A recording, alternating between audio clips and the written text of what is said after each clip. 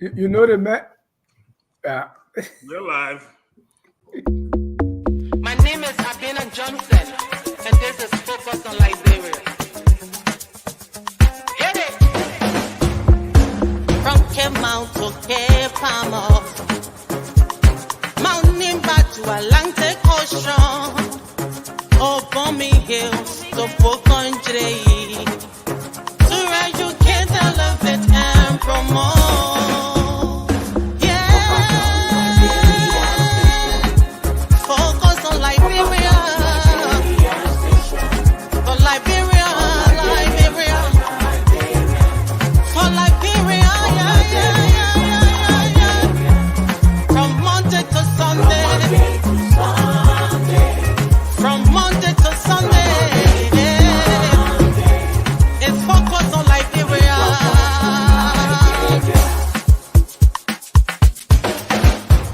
Talk about home affairs,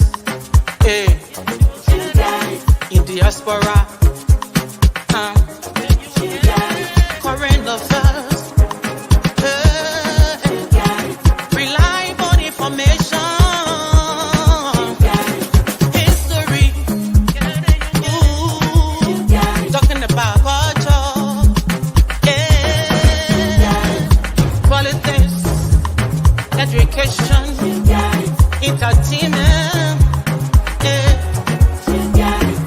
business, sports, advertisement, articulation.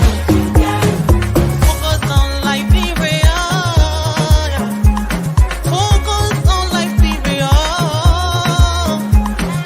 Focus on Liberia. From Monday to Sunday.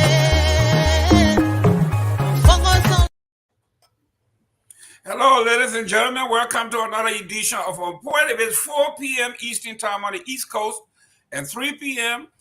Central Time. It is Focus on Liberia's primary, number one. This show called On Point. With us, we say we are number one because we got the best minds. We got my co-host, Mr.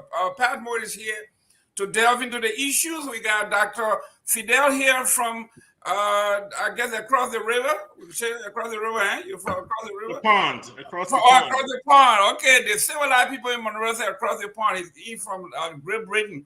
And all the way from Houston, Texas is another panelist, one of the brightest of all time, Mr. Taiwo. How you doing there, sir? I'm doing pretty good.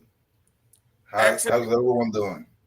We are doing very well. We are doing very well so far. We're looking good. Dr. Fidel, how you doing there, sir? How's the day? I'm very good. I'm very good. It's a good day. Nice to be here. Mr. Gilman, sorry to interrupt, but I don't know if you got the breaking news. The Speaker of the House House is blazing on fire right now. They have fire truck on the scene, the water filling from the fire truck, so there's nothing they can do. His entire house is burning down in flames right now. It's a sad day in Liberia. The fun side. Anyway. Well, No, the sad thing is that we don't have, adequate fire services to put fires out. No, If people die in that house, they will die. There's nothing you can do to save them. That's the sad day. Not about the speaker specifically. Yeah, thank you for the fun side. We just want to make that clear because they are poor people in Nuku town everywhere, home burning, and you don't say anything. But the speaker house, but it's good that you said that so we can bring it to the full light. Why are you beating up the messenger now? Mr. Feder Namwe, welcome. Today is April 14th. Yeah, what's up, fellas? Excellent. Are we live already? We are ready.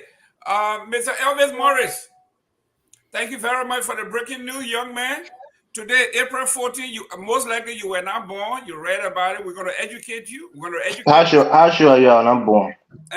You were born. And you were not born. And you were born. You were walking, or you were in Pampers. Are you doing that, Mr. Morris? Well, of course I was not born, but of course we read it. We read about it extensively. We had conversation with people who were a part of it. So we have mixed reactions, but we'll get to it if we have the chance. Great. Mr. Victor Namwe. Hey, what's up? April 14. I was around. I did not take part in the process, the demonstration. Actually, that weekend I was in Yakepa visiting family. But yes, we all lived through it. The events leading to, during, and after the protest. Great. Yeah. I would like to, Dr. Booty, were you born then? Were you We're alive? talking 1979? Yes. No, I wasn't born. I'm not sure if my mom and dad had met by then, actually. So. Okay. Yes. Okay. No, I wasn't Well, born. I'm not sure if my mom and dad had met by then, actually. So. wow. So, ladies and gentlemen, we got a delay. Dr. Booty, maybe you need to go and come back in. Ladies and gentlemen. You're our technician. There you go. Okay, No, I don't think it's me. I think it's maybe you. Mr. Eastman. Oh, It's the okay. man from the nation's capital. This man say he got engineering degree. He got 50 years of experience, just Joseph Boyka. But every time he come over here, we get problem with our. Anyway, Mr. Namwe, we have Mr. Tawa. Were you born? Were you born in 1979? Or were you alive? Yep, I was. Okay. Mr. Padmore, you were alive because if you were in elementary school, 85, you might have been a real baby. I was born. Okay, great. I was born 1980. I was born 1979. Okay, so I was living. You put it that way. I was living. I'm not born. Living. Okay, ladies and gentlemen, please do us a favor. Please share this show. We want to make this interactive. I know I was just in Liberia and I heard that almost 70%, 66%, according to the figure for the embassy, of the people alive today, the young people, they are under the age of 30. Amen. If it is true that up to 60% of the population of Liberia is under the age of 30, then what we are talking here, most of the people in Liberia have no idea. None whatsoever. So Mr. Eastman that was alive, I was alive, Mr. Victor Namwe was alive, Mr. Padmore was walking. So what we are going to do here is we're going to go through the historical perspective. Well, what April 14 was all about. And we will touch on April 12, the revolution. And then we're going to come into where we are, how we got here, why are we here, and why are we stuck. So guys, please do us a favor. This is a very, very important, very historic day for us. We need to delve into the history of the history of April 12, April 14, and leading up to it. So we may have some historical context. Then we will have your first day. You have 6 weeks of paternity leave. What? This man, I come by again. Man, look. The district attorney is not coming for me. I know that for the fact. So we're gonna go that far, and then we're gonna look at the history, where we are at this point, whether it was worth it, what have we learned, what has been changed, and after all, was this particular event have it bettered the nation? Are we in a better position? The pros and the cons. Let me go to I wanted Mr. Eastman to go into the history, but since he was not here, I will give it to our next senior man here, Mr. Victor Namwe. Give us a brief breakdown of what led us to April 12, April 14, and to where we are. Okay, I'll try to be brief. To sum up life prior to April 14, there were, I believe we were around 2.5 million. I'm not sure of the population, but at the time, 4% of the population of Liberia had access to everything. So that left 96% of the population being denied everything: access to healthcare, access to justice, access to education, access to good jobs, access to everything. And so the indigenous people were being denied at every level of society compared to the 4%. And so The young fellows, some of whom actually were sent away by President Talbot to get educated, they got education, came and decided to sharpen the contradictions that our people were living in. Now, listen, the TWP came to power in 1869. So up to 1980, you're talking about 111 years of one-party dominance in Liberia. I mean, they dominated all facets of life in terms. And so the young fellows came back. The Progressive Alliance of Liberia, I think they were founded in 1975. So they came back and sharpened the contradictions. Now, the whole thing seems to be encapsulated by the demonstration on April 14th, right? That's what many people seem to define the agitation by the young people by. But that is not it. The demonstration for rights was just a combination of several protests, several dissatisfaction that was being expressed by our people. And so April 14 was inevitable. If it weren't April 14, it would have been April 15, April 16, or even today. Now, so they came in and destabilized the TWP hegemony. And so the contradictions became very clear. People began to wonder why I say I can't afford a bag of rice. How is it that my child cannot go to the best institution? Why my son not going to CWA or my daughter not going to St. Teresa's convent? And so those contradictions were seized on by the men in the barracks. And so Samuel Doe stepped in. It can be argued that the process was hijacked. However, Samuel Doe came in and removed through his intervention and I think 12 or 13 or 11 others. They came and removed the TWP government. That was 1980. Now, are we better off than we were prior to 1980? Absolutely, we are. Absolutely. In several terms. Are we where we wanted to be? No, we're not. No, we're not. Can we do better? Absolutely, we can. But I tell you this, prior to 1980, you wouldn't have had a George Weah in the executive mansion. Never. You wouldn't have a Jeremiah Coup in the executive mansion. Never. You will never have a Joseph Barker in the executive mansion. Never. You never have a Yega Koluba in the legislature. Never. So we have made tremendous progress. As to how we've managed the space is debatable. Can we improve what we have? Absolutely, we should. But I say April 14 has left us much better.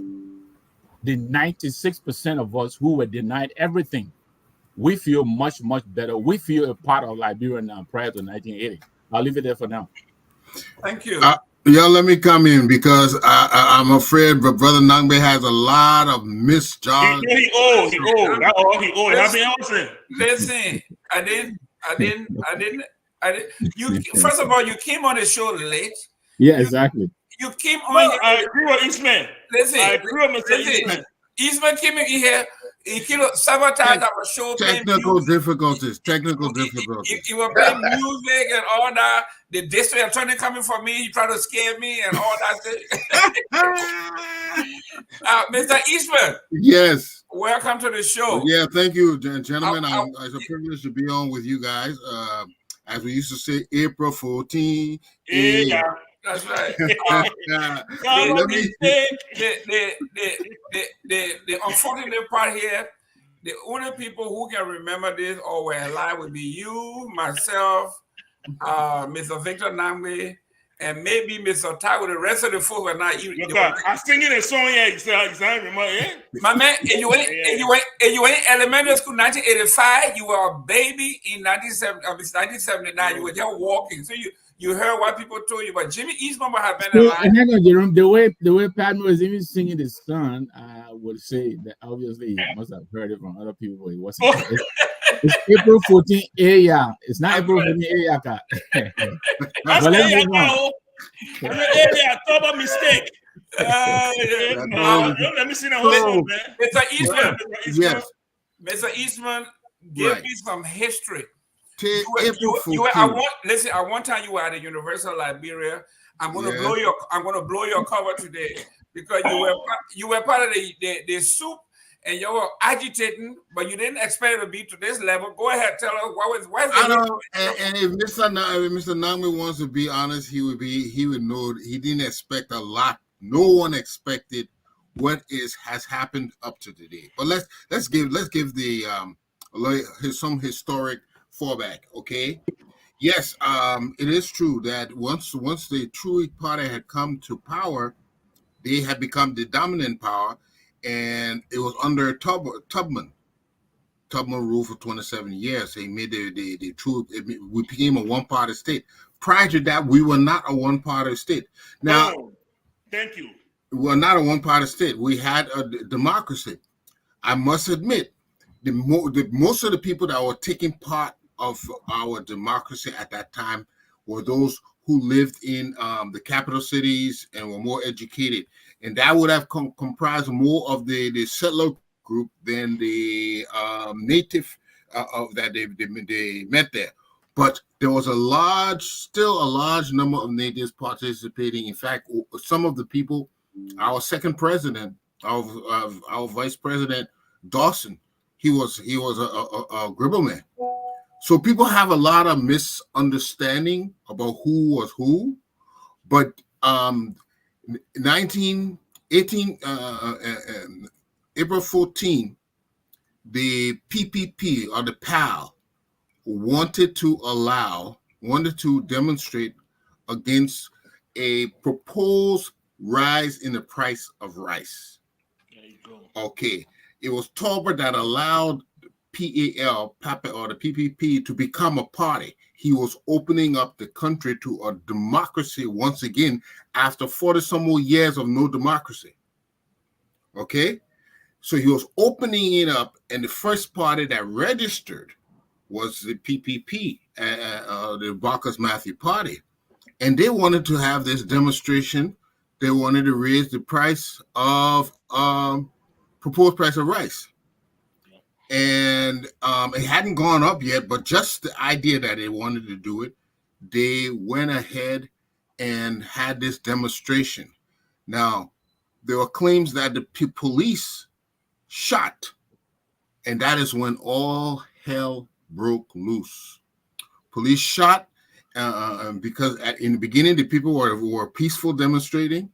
Well, once that shot and all hell broke loose, what ensued was looting. They started looting all the stores in the city, all the Lebanese stores, and that was the first incident of out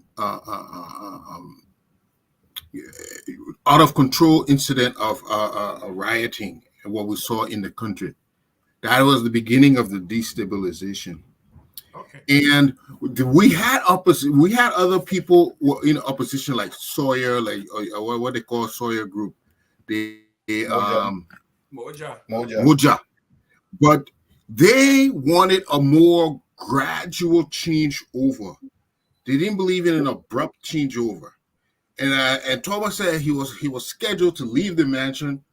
Once his term was over, he was going to leave. And everybody, people who look at it now say, that is how it was. We're going to change over. Of course, the whoever going to be popular vote was going to vote. But this abrupt change that came about was also instigated by people who had socialistic ideas. So the Cold War was also a factor those days, and people don't even hear about the Cold War anymore. But in those days, if you wanted to become a socialist country, you immediately became an enemy of the West. And our young progressive and whatnot, they were touting socialism. And this is some of the debates we used to have on campus. I said, why should I call myself anything? I'm just going to do what's good for my country. Whether it's socialism, whether it's communism, I will do it. But I don't have to put myself in a category that will irk, that provoke the ire of the West. So a large after April 14, 1979, the next year, Abakas Matthew them again, they started agitating. and Tauber said he was going to get tough and went and jailed them. And the people, they were in jail when a group of armed soldiers led by Simon Kayando, even though there were claims that he was in the bushes when they went inside the mansion, went and overthrew Tauber regime. There have been speculations that it was also kind of orchestrated by the Americans. The Americans trained these guys, and they carried out this thing on April 12, 1979. For since then, now we had an abrupt change. Yeah, we coming to that. We just want to set the pace with the history. Then after that, then those who were not born at the time, they will tell us how they heard it. Then we'll go into the increases of where we are. I know the others will come in, but quickly, let me quickly, Jimmy here. First of all, notice I said dominance, right? I didn't say there weren't other intervening outside the TWP, but they maintained dominance over the political space for 111 years. Yeah. Now, were there token assimilation into the government? Yeah, you had J. Bernard Blambo, you had other such people, Edward Bian Cassidy. These people were in government. But look, we all knew those people would be the ministers, and the deputy minister would be more powerful than the minister proper because of the connections that they had. You can't call that real participation. Now, our agitation for equity, we have always been labeled as socialists, but that is not socialism. If I tell you that this belongs to you and I, and we should share equally, I don't believe that's socialism. But that's what they will tell you. That's what the 4%ers told us, and that Jimmy is repeating exactly that, which is not true. We demanded from the government what was rightfully ours, and that is what we stuck with. We still stand by that. Wait, man, I follow and thinking, are you a Nazi or socialist? Jimmy, 1 minute, guys. Took about 90, but they didn't say he was socialist. Listen, guys. I'm still not getting my own show here, guys. If you have the show, if you have it already sent to you, by any means, please share it. Let me give you a brief history of what I know about the past. Then I'll go to Mr. Eastman. I know for once I got this in writing and all of that. 73, 74, a gentleman by the name of Thomas Wowoyu, Charles Taylor, Abraham Williams, Sam Jackson, Mr. Bacchus Matthew, Bagbala, Jangaba Johnson. All of these people met in Brooklyn, New York, where they got together and decided that it was time for a movement to be held in Liberia to bring about education, eventually democratic multi-party democracy. It was from there that they sent the initial group of guys to go and do the public awareness on the ground. 73, 74, 75, 76. I got contacted in 1977 when I entered Bassa High School. They were recruiting young people and all of that. And this is how it happened. When you talk to Abraham Williams, who is the editor general of The Perspective, these were the folks that actually brought this thing into being. But yes, I think Mr. Namwe has it right. It was a fight between the haves and the have-not. The power and the powerless. You will hear things like, to even vote in Liberia at the time, there were criteria. Yes, you had to have property. You have to have property to vote. And then on the other hand, we had taxation without representation. People in the hinterland were paying $10 hot taxes and they didn't have representation. So all of these things were all potpourri of what was brewing to come. That's just a brief history. Yeah. Mr. Tawo, you are next here. While you understand this to be, where were you at the time? Yeah, in 1979, even though I was very young, but my uncle was very active. He was first with Moja. They were the Moja people because of Dew Mason. He worked with Dew. So they were the kids they were the young men that before that April 14 riot, they kind of took the leaflets and stuff, during those days on how to gather, and they were the reconnaissance people. He was grabbed at the university. He was beat up so badly that he was bleeding all over the place. They had rotten and stuff. But like, so I followed that as a kid around that time. But look, I agree a lot with Victor Nangwe. I mean, when they say there was democracy, I really don't understand what this stuff really means. If you have the same cousins switching power back and forth between them, even if it is 10 of them, how do you consider that democracy? If you have people who came from outside, who criminally seized an entire land that belonged to people who were already there. We are talking about America, right? Here in the United States. So we are talking about America and Africa pretty much. You come in, you meet a bunch of people. They were living with trade and everything, like the crews and the people in the southeast and trading with the Portuguese and all of this stuff. The day divide the Gola along that side going to Sierra Leone, you go ahead and you draft some law, you call it constitution, that is foreign to the people who own the place. You use that and you project that, you impose it. You create an army called the Frontier Force. My grandfather, my great-grandfather, who managed the entire Gweje clan from Lak all the way into Zwerkastan and crossing to number 2, all of the Swakoko. They will come in town for the hot tub that you're talking about. They don't know what's going on in Monrovia. They will put 2 stakes on his shin and continue to tighten it until he starts to pee on himself because they want that money. They put him in the attic, they put pepper in the fire, and they smoke him until the women and children start crying and they start selling gold and other stuff to bring that money.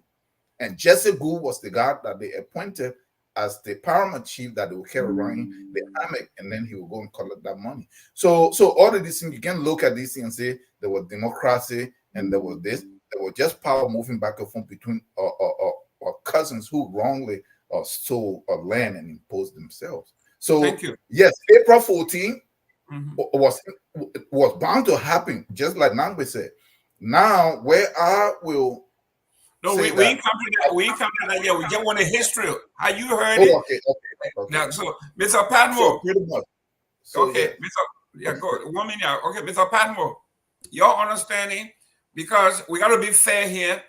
We are talking about the Monrovia people versus the people out of Monrovia. Those of us who are out of Monrovia, we see history differently. You and Jimmy, you are Monrovia boys. Go ahead, tell how your parents told you or how you heard about it. How my parents told me.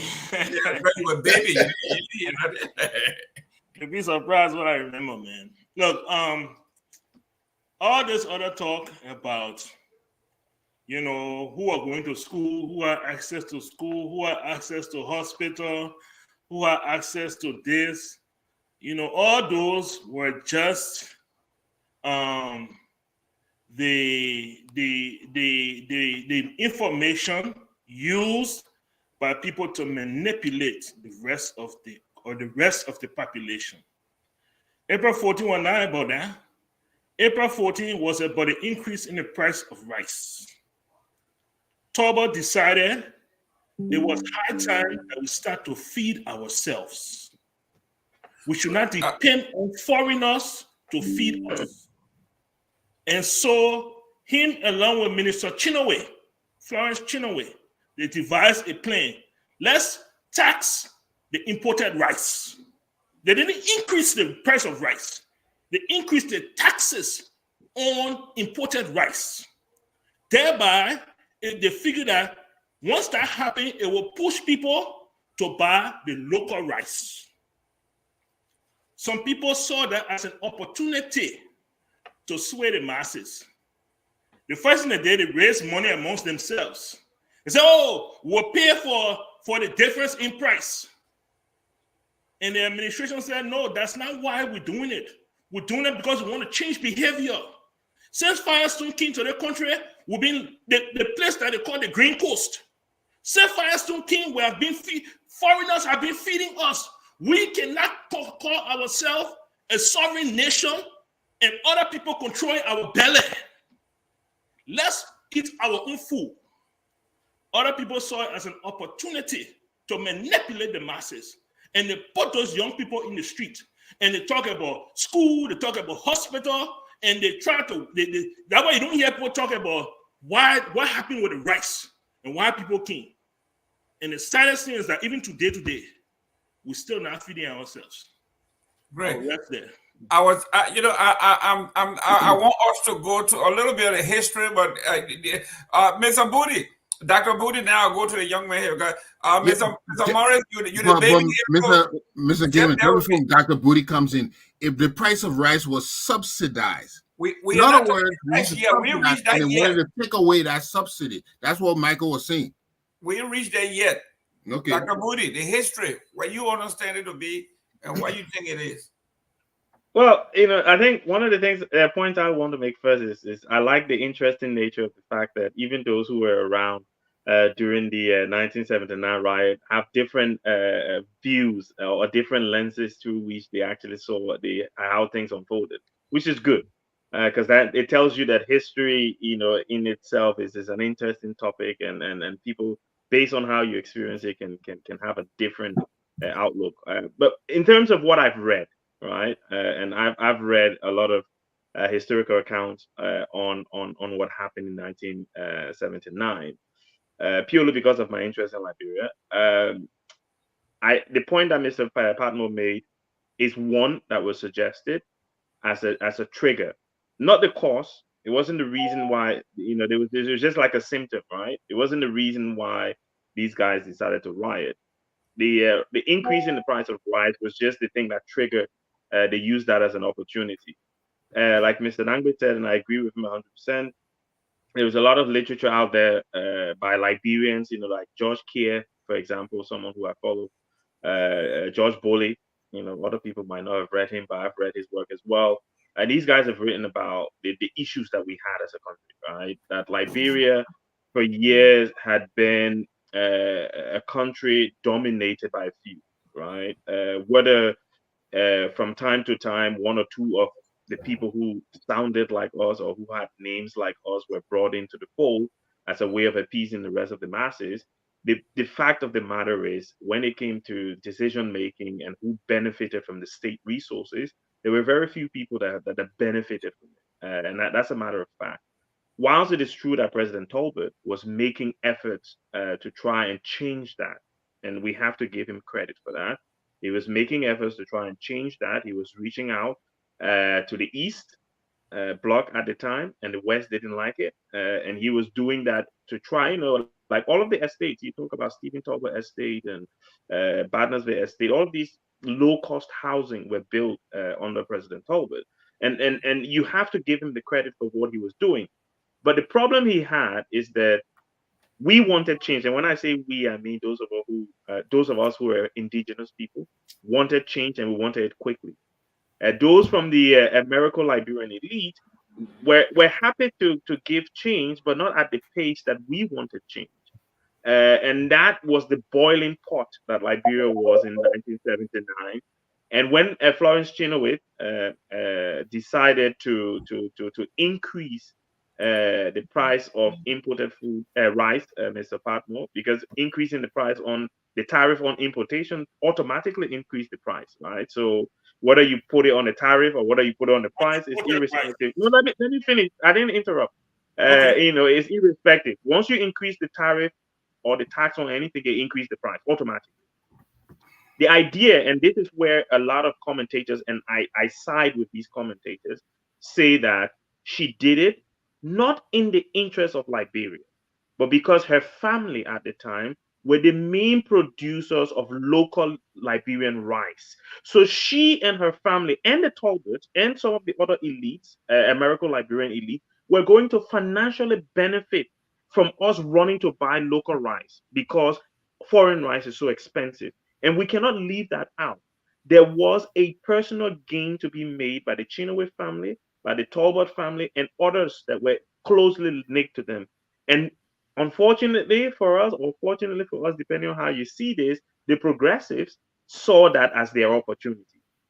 Again, you can say they were manipulated young people. Yes, it's possible, but they saw that as an opportunity, and an opportunity, as the history of Liberia suggests, that was given to them by greed, which is the main reason why we always have issues.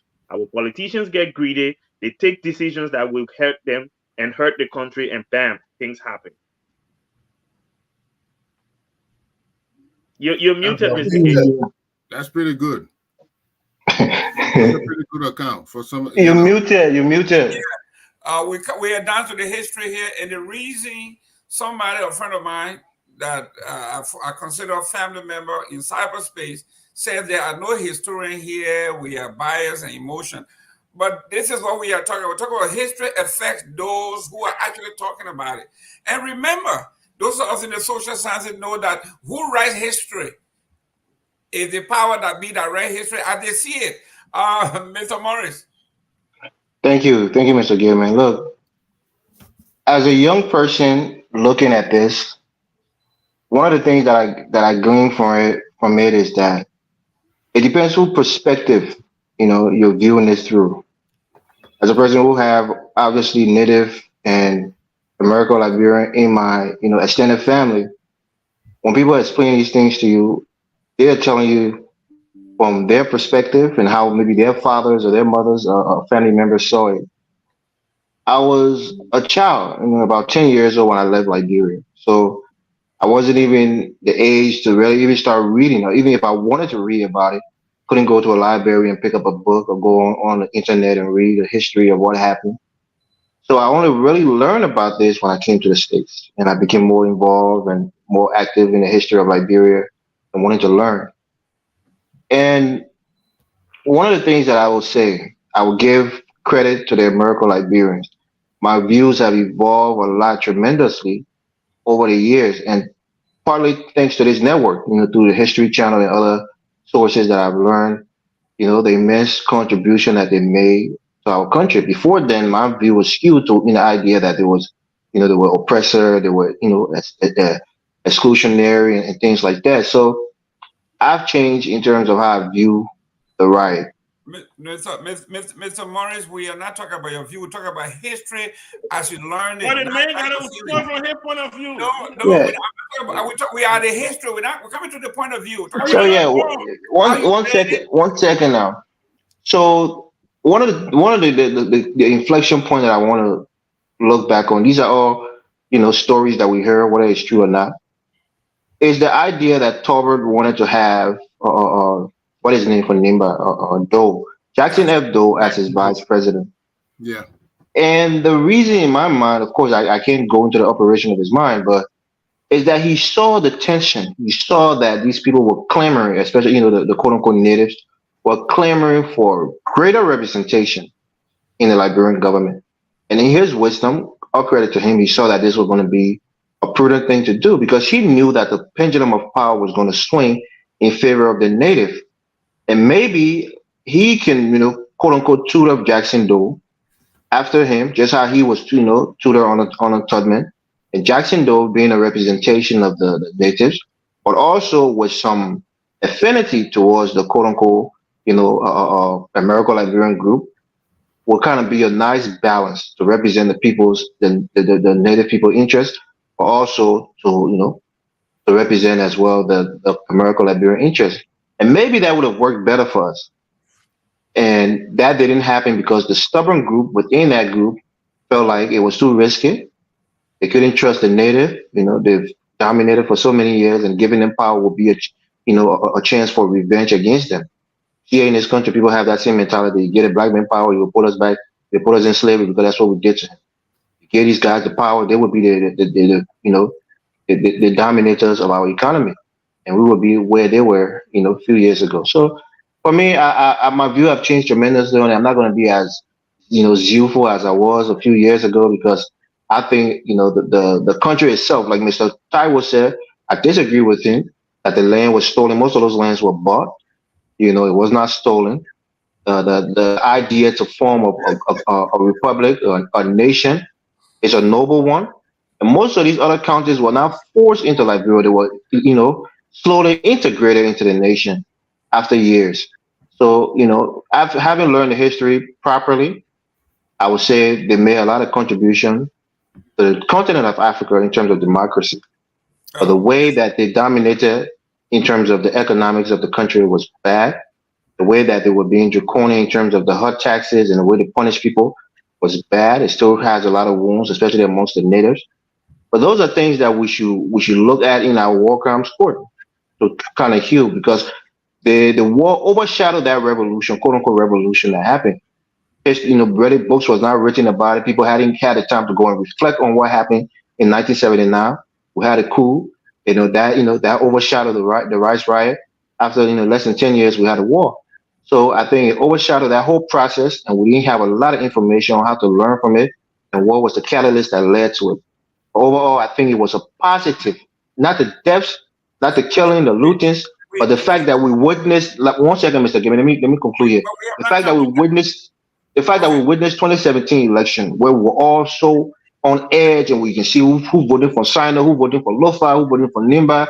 It was a beautiful thing to watch, and this is not the first time per se, but that feeling that we get that we have a national interest, collectively, that everybody will be represented in the votes. That's what most people wanted in the country. And that, Bryce Riot subsequently the coup led to that. It would have probably happened, later down the line, but we got to be happy to have a multi-party democracy system in our country.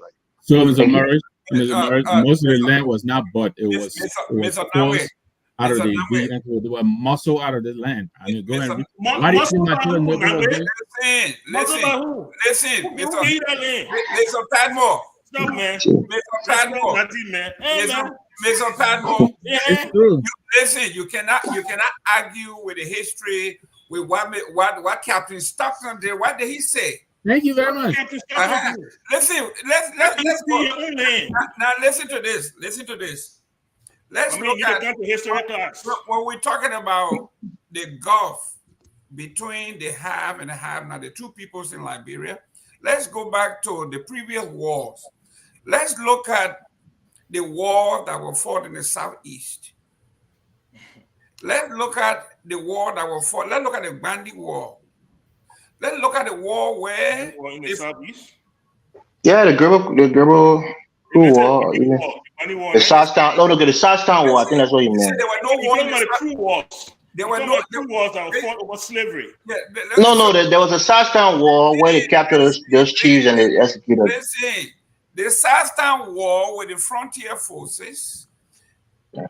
That war came basically to a standstill, and the frontier forces and the president called for a truce and a reconciliation.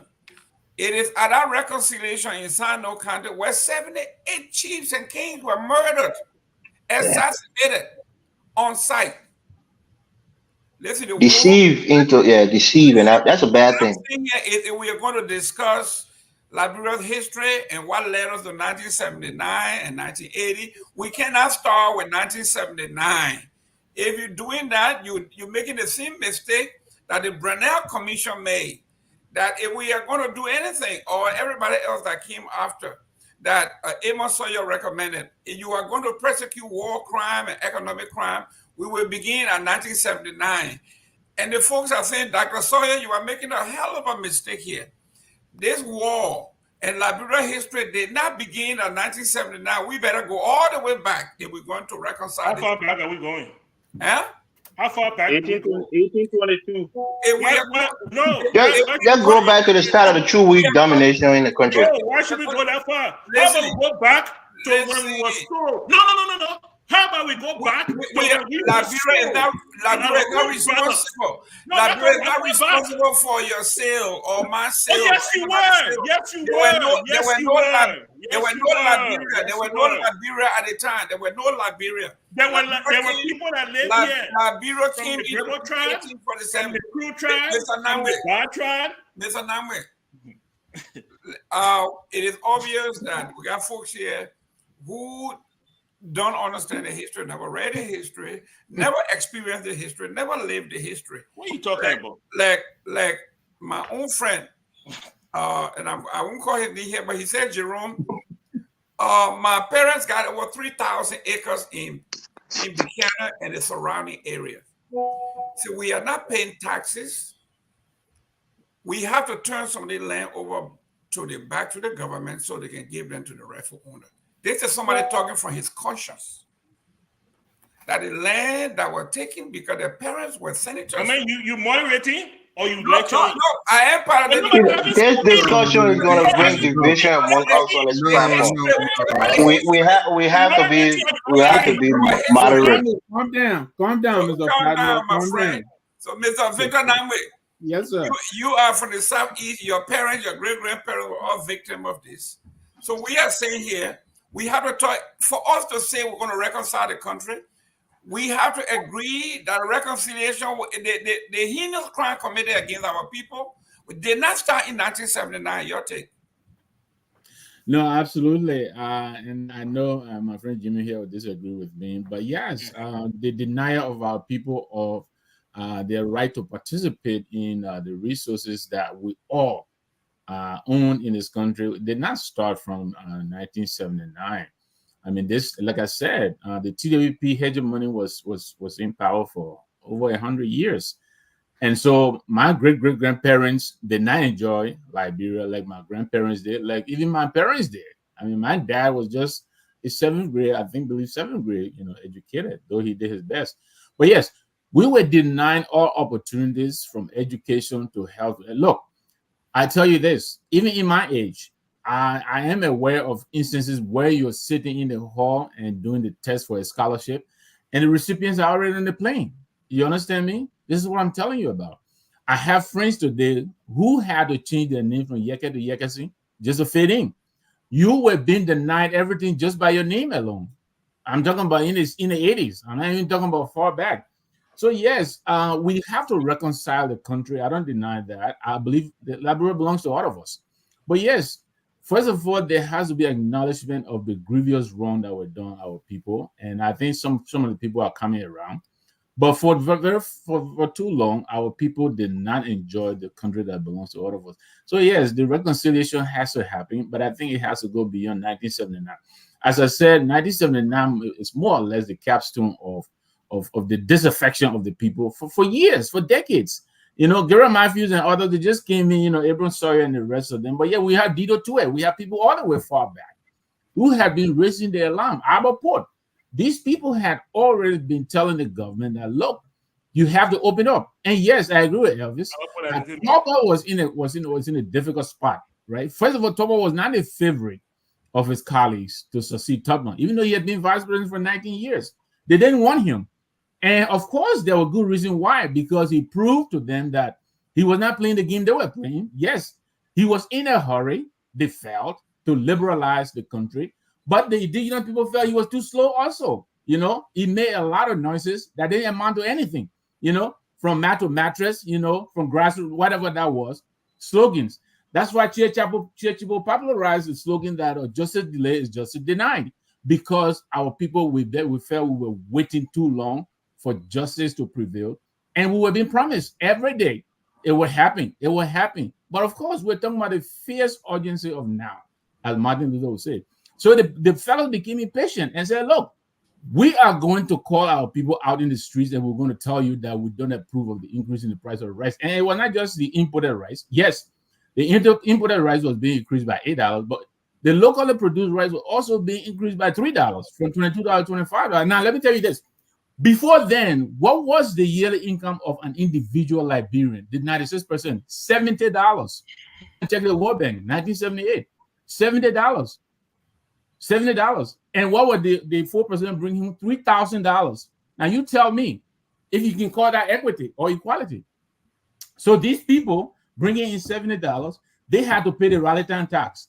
I'm sure you're all aware of that. $20. So they're down to $50. Then they had to pay for all kinds of self-help projects. Where is the money these people were going to live on to endure another increase in the price of rice? So the PAL said to the president, look, if you look at the Minister of Agriculture's report, it's an acre of land farmed traditionally will give the indigenous farmer about $68 in profit. If you take the same parcel of land and mechanize the process, you get almost $250 in profit.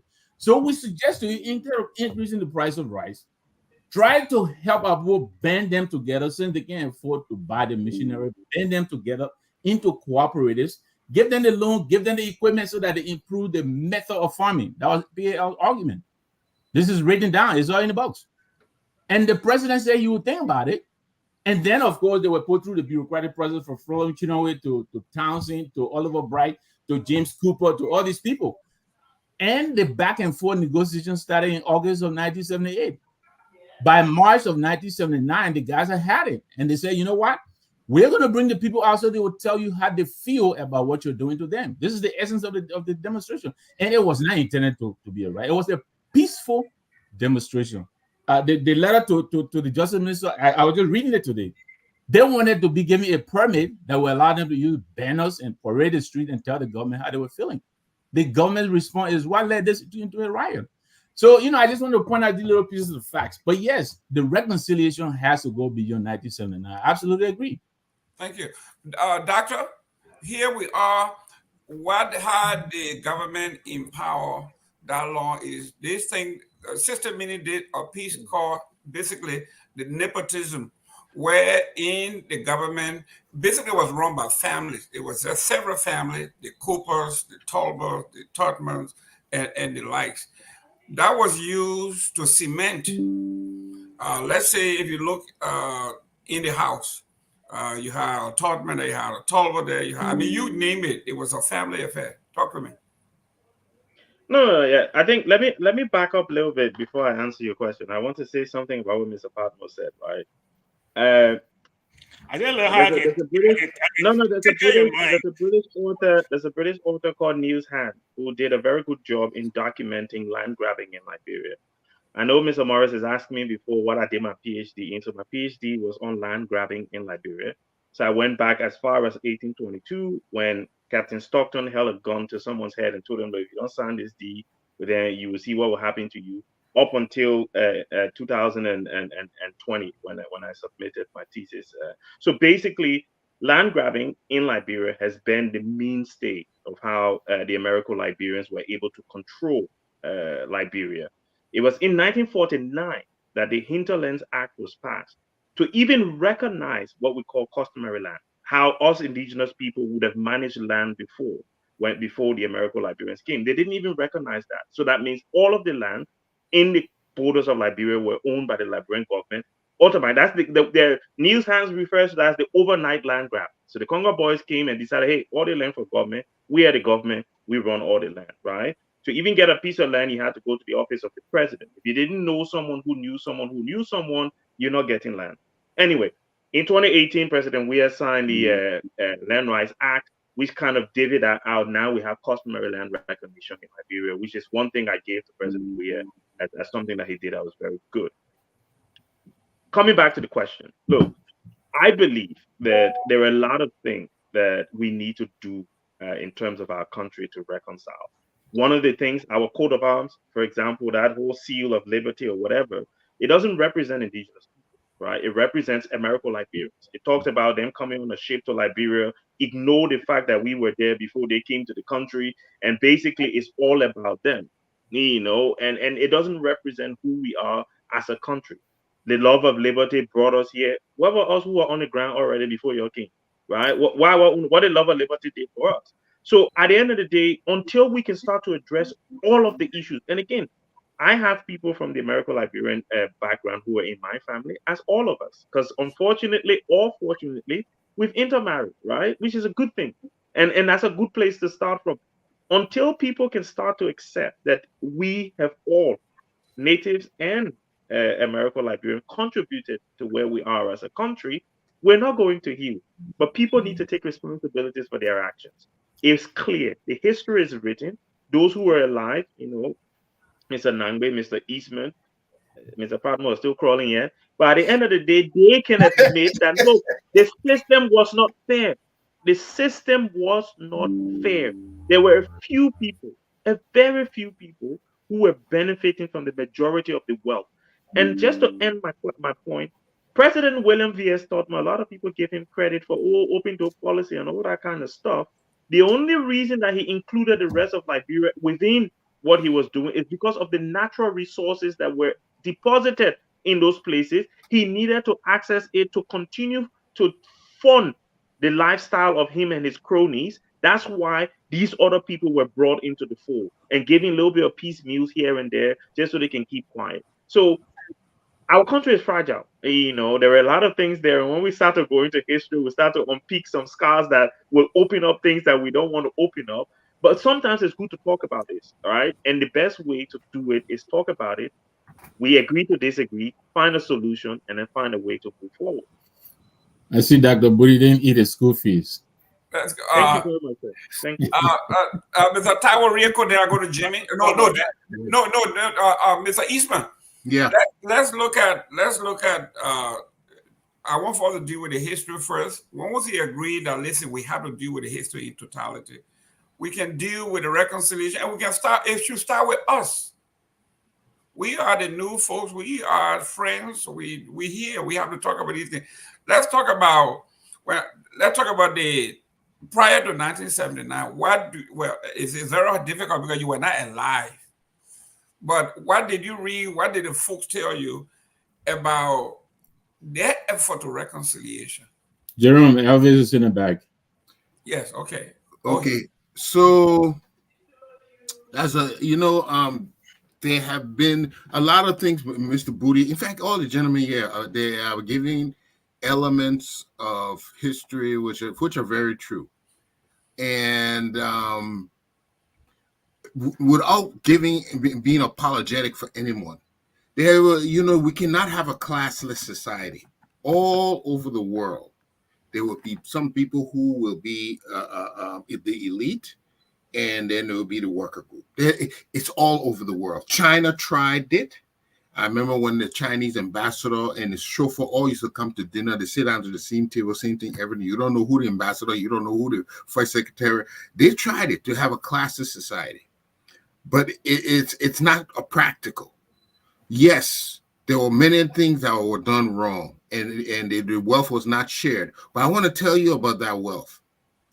I remember just in the 60s and 50s, our mothers and fathers were going to school barefoot. They didn't have shoes to wear. So even though some of these things, some of the people you think were the well-to-do, they were poor as hell. Very few people. They didn't expand the country. They didn't develop all that extraction money and what they did not expand. They did not build the school. And that was one of the worst things they did. They did not prepare our people educationally, nationally. You see, if you can enjoy the nation's wealth, you'll feel part of the nation. You will not want to break down the nation because you work hard. You part of that is yours. But they did not give back to the people. The people did not feel part of the nations. Those are the errors they made that culminated eventually into 1980. They were not building a nation. It was only for certain people. And that is what we saw. But the fact of the matter is, we're going to see that. And a lot of things they did do good have been eclipsed. I think somebody was mentioning Morris was mentioning it. They established institutions. They established very few things that we can appreciate today that we have. But because that one, that bias and selfishness they portrayed, all those little establishments they did were eclipsed, and that is what we're seeing today. However, since that removal, let's compare. Since the removal of that regime, that kleptocratic regime, that bias, selfish regime, how have the next regimes compared? Where are we going? You see, and that is one of the reasons some say we should have just waited and voted for somebody to come into office and move the TWP out of office, because we would have had a chance to prepare our people for democracy. But now the standards are so low. We don't see the building of our society. We see the same nature of stealing and whatnot, and only few benefiting. It's almost the same thing over and over again. No, and that's the tragic part of this thing. We have not changed. It's just a different set of players. Mr. Pat. So Jimmy, I'm happy our views are converging. And what you're describing there is what is the point, that the argument that some of us are making, that our political predecessors did not build the institutions right where we are today. It's a direct result of the neglect by our political predecessors. And don't go to Samuel Doe. Samuel Doe was just yesterday. I'm talking about over 100 years of people who rule a country. Liberia was regarded by the guys who ruled before 1980 as a farm. They'll come and take all the money and come to New York and build the estates. What did they build? Look, up to this day, your government is still being housed in individuals' houses. Thanks to Ellen Johnson Sirleaf, most of the government ministries were being rented from individuals. This is how badly the guys manage the country. And what we're suffering today is a direct result of their failure to build those institutions that we'll all be improving on today. Yes, I agree with you. What is obtaining today is not what we desired, but it is still better than what we had. I tell you that. If we had done better, and that's why we all need to come together, because this is Chief, calm down. we all need to come together and improve it. Calm down, Chief. I am calm. I think Mr. Nam, we got a point. Mr. Padmore, the first time I met you, I told you I admire you because you were putting so much effort in helping underprivileged kids do all of that. And the first thing that came to mind was me. When Louis York, as an underprivileged kid, yes. What the MC? You ain't got Louis C. York name? Listen, when Louis C. York and Dr. Franklin Holt, when I was adopted in Bassa by Dr. Franklin Holt, through the sister introduced me to Louis York, and it made it possible for me to be who I am. So when I saw Mr. Padmore out there raising money, giving scholarship, helping people in New Town, all of that, it reminded me of how far and how I came. So when we are talking about doing our own thing to do the reconciliation, personally, he is not blaming anybody. We are not blaming, but he decided to use his own money to do his part as an individual to better the lives of many other people. And this is what we are talking about. Mr. Padmore, your individual efforts in making Liberia better. Tell me how you have done that and how other people can do it so we can ease the burden. Well, I'm not one to shoot my own, and so I will dodge that one. No, but people got to learn from you. We got to learn from you. I mean, we just have to be. How do we do it? How other people do it? Because the NAACP has a slogan here. They say, "Lift as you climb." You are doing that. How do you lift? Well, look, this is what I would say. We have right now on this show 7 people. None of us are being paid. We take our own time, especially Sundays, our family time, and we come on here and we discuss Liberia, and we try to enlighten people that watch the show on how we believe Liberia can move forward. Wherever you find yourself, you do what you can. It's as simple as that. Well, that's all we have to do at this time. And whether our predecessors, our past leaders did not build institutions, it's still on us. It's still on us to build those institutions, to enlighten our people. One of the things I love about America is that there is a sense of patriotism. The people in their country can fight among themselves, but when somebody from outside pick on them, they immediately unite. They stand together, and they will fight till the death to protect what is theirs. I hear people talk about, they met us here. Nobody, at some point in time, you came. Whether you came 1822, whether you came 1774, at some point in time, you came. Okay, the history of Liberia tells that the people from the southeast came from further east, and they crossed over the Kavala.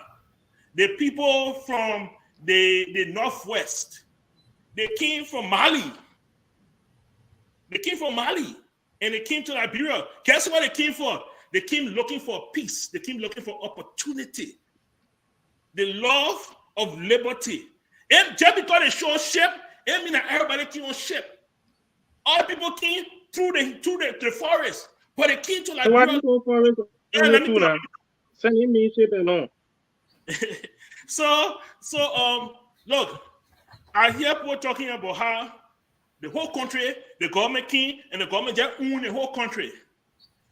Back then, we were surrounded by invading forces. The British wanted part of Liberia. The French wanted part of Liberia. If the government did not clean what it cleaned, that 43,000 square miles, the British are going to take more. And the French. The French are going to take more. Thank the you. government had to clean it. They had to lay stick and say, no, y'all will not come here, and if y'all come, we'll die before we get on this land. And so that was the claiming of the land. And later on, when the argument was raised that, look, yes, you claim it, now we're in a better position. Now you need to relinquish some of that land. That's when that whole thing came about in the 1940s when they created tribal land. That's where that came from. You talk about, somebody talk about how, if you're not Boyka, if you're new a Boyka, you couldn't do this. Boyka went to CWA. That was a school Boyka went to. I mean, come on now. Look, were there bad things going on in the country? Yes. Were there grave mistakes made? Yes, there were. But when we try to make it black and white and total, we just speak from total point of view. Like, look, let me shock you. Not all Congo people were rich. Not all people had opportunity. Let me come in after this, please. Yeah. No, I have to talk. After him is Here's the thing. When we speak in totality, when we speak in totality, that's when we don't give the opportunity for reconciliation. That's the first thing. Most of the people who call Congo are natives. Thank you. Most of the people who call Congo You don't know that. You don't even know that. Listen, They are native people. They went to missionary school. They were giving Congolese. They came to Montreal with the Congolese. They went to CBA. They went to convent. They mingled with other Congo people. They married Congo people. And 2-3 generations down, you couldn't tell who was who. So when we start to draw this line, Congo people are this and we were that, that's the first thing we say, because we don't even know who are Congo and who are not Congo. Okay. This is something I'm telling you that is documented. Now, I'll give one example. And I've given an example to a lot of people and it seems shocked. We said McLean, the owner of the old United Party headquarters. It's a born crewman. His parents were crew. Of course, his great-grandparents were crew. Of course, we know that. He came on real. They say one and he said, yeah, he took the name John McLean. As English as it can be, John McLean. Most people even know that crewman until he started to name the children we said and stuff like that. But when he was John McLean and he was married to Tall's sister, nobody knew him to married to Tall's sister, crewman. It happened in you're saying is the point that we see. The fact that someone has to change their identity. These are isolated. Listen, guys. No, Mr. Pablo, you're making the point. You're making the point for us. The fact that we have to change our names just to get a benefit of our own country tells you the whole problem with the system. Why must I change my name just so I can get a little bit of crumbs? You're making my point for me. Right? This guy came, he had to change a crew name because clearly you're speaking like someone who's an American Liberian. So he had to change it to your name so that he could benefit from the crumbs. That is, you're proving the point we're making. The point is, these guys control everything. So to even come in, your name will sound different. Listen, Dr. Moody. That's right. Mr. Tao. Mr. Tao changed now. Yeah, Mr. Tao. Let me give you I'm on the listen, Mr. Tao. I want to point something out here. Mr. Tao. Yes. 1 minute. The Library of Congress. It says here, the indigenous people of Liberia was not given citizenship in the country until 1904. And were not granted the right to vote until 1946. Go ahead. 2 years after Tubman, 1946. 77 So- years No, after the that was slaves when I talk became a about power. When I talk about Go ahead, So Shakur. guys, look at what happened here. You were not citizen of here. your own country until 1904. Yeah, But we you are were paying here on taxes. this Yes. Oh yeah. we are here on this platform, and if we trying to help Liberia, you see, like for me, when I speak here, I speak based on what I understand and based on the conviction that just solely in the interest of Liberia.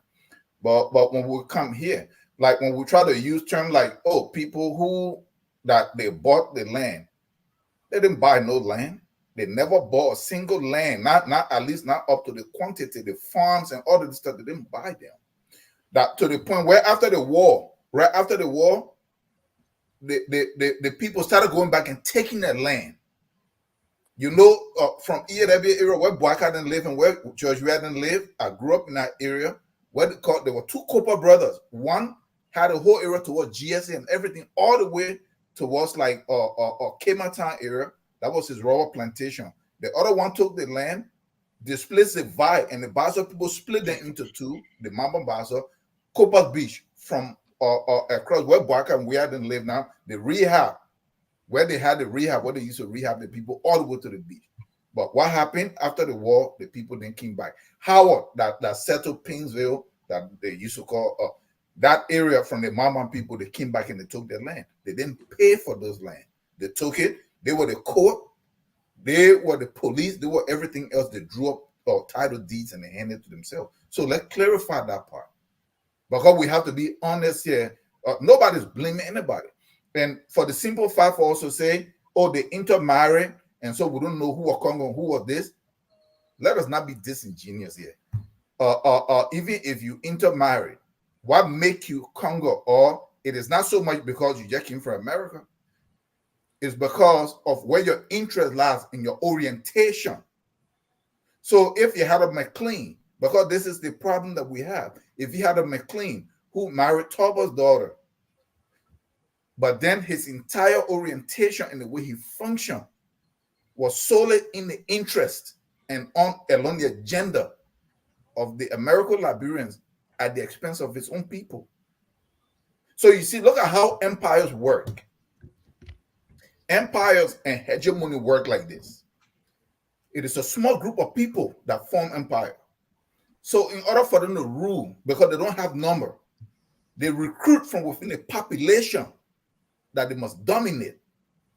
And they recruit people that are pliable, people that they can condition. And then they use these people as buffer. This is how empire rule everywhere. So let us try to be honest.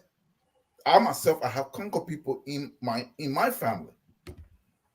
So, and we sit down, we talk this. So look at what happened here. For me, they came in, they really did not build anything. It's not because they were so bad, but we have to look at the history. These are Africans who were brought here, mistreated, went back with no real experience in nation building or leadership in that form. So when they got there, the only thing they learned here was servant master relationship. And this is what was established in Liberia. And this was the mistake. And so I want to believe they felt they were doing the right thing. If we say that they have democracy and all of this stuff, how do you have democracy if you are only 4% and 96% of the people, you're not going to stay in power, you get voted out. So there was no democracy. We shouldn't even lie about that. You see? I think we can get better. The problem that we are having here is that our African cousins that came from abroad came in, but they came in with some ideologies, right? That they implementing, which we have not democracy and the so-called code system and all this stuff. It really can't work in that country. I think we sit here every day and we talk about what is the Boaka government, what is 1847. No people can rise and function and compete and self-determine by using the ideological and philosophical concept of other people. You are not going to make it. Nowhere in history. So we are trying to patch up something continuously that doesn't work. You have to draw from within your society and within your culture, because these things have life of themselves.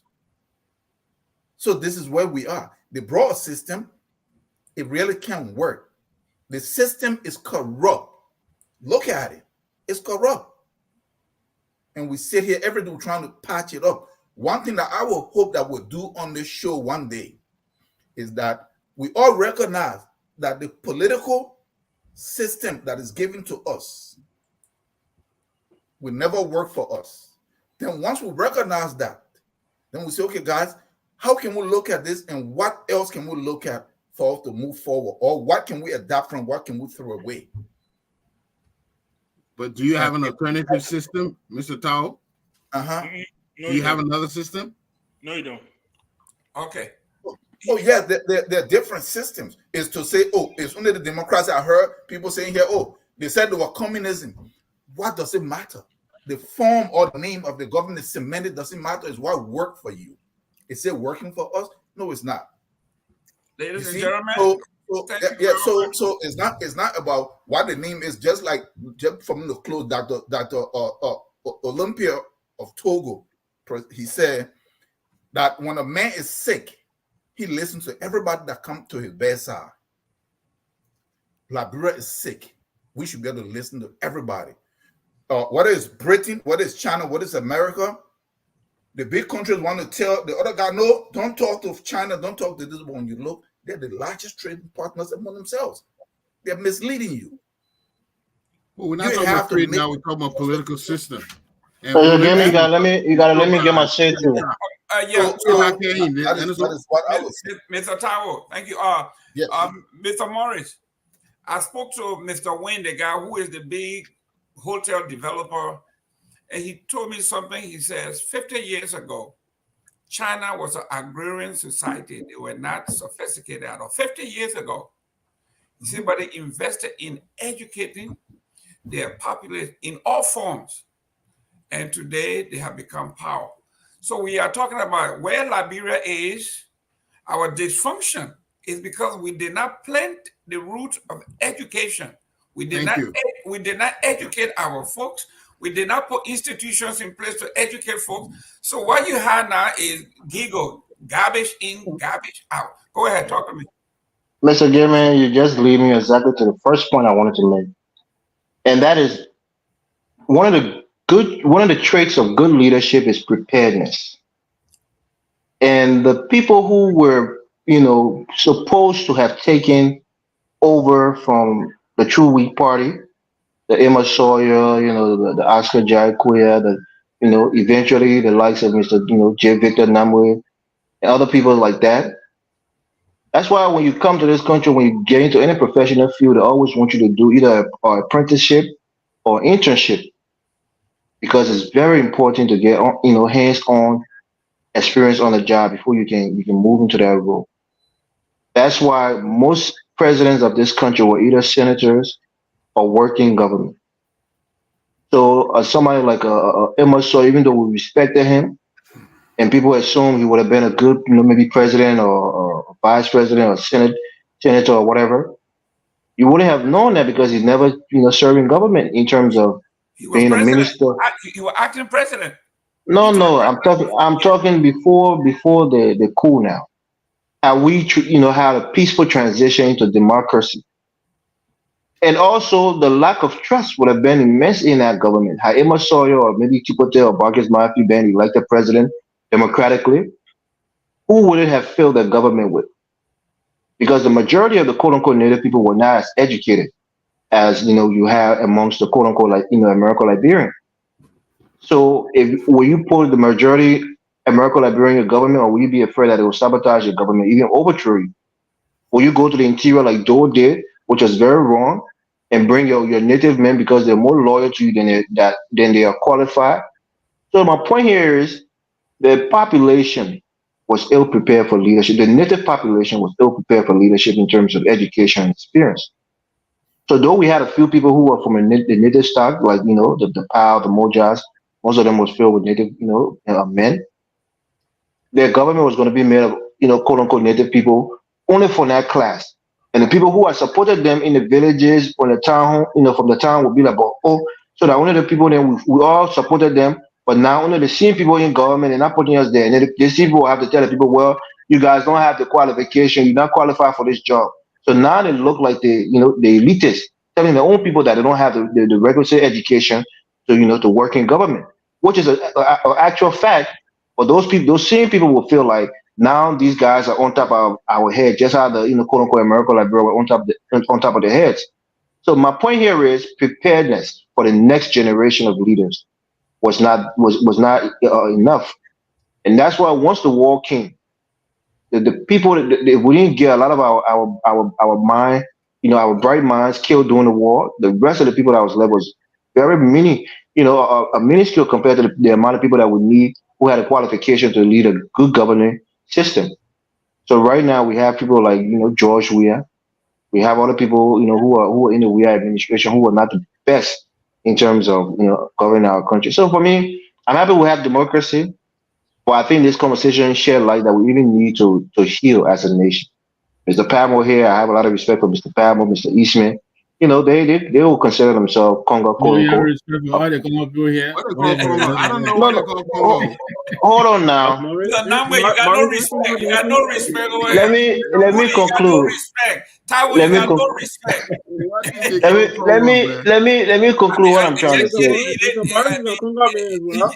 just a Let, What did they let call me Congo? I don't let know where me they call Congo, man. let me conclude what I'm saying. Go ahead. Because obviously Mr. Pat Moore and Mr. Eastman see things a little differently in terms of how things were for the American Liberians. Like Mr. Patman was passionately saying, which I agree with him. In this country, whether you know it or not, every land is owned by the government. The government have the right to take you off your house if it's in the national interest of the nation. They can take you from your land. So the fact that these people declare the entire, all the land of the country to be for the government is a practice that most republic, follow. So it wasn't because they hated the natives. I mean, there was animosity, there was some form of distrust, some form of anger, because again, like Mr. Pammo said, these people felt like we sold them into slavery, was complacent in the selling of them into slavery or their ancestors into slavery, and we never healed. And had they been wise enough to even make a conference during those days and say, look, this is our problem we have with you on this land, and we need to heal. We need to come. We sometimes we come into this country right now. There's online platforms, an online forum where African Americans of today age is against African continental Africans because they felt like they were sold into slavery.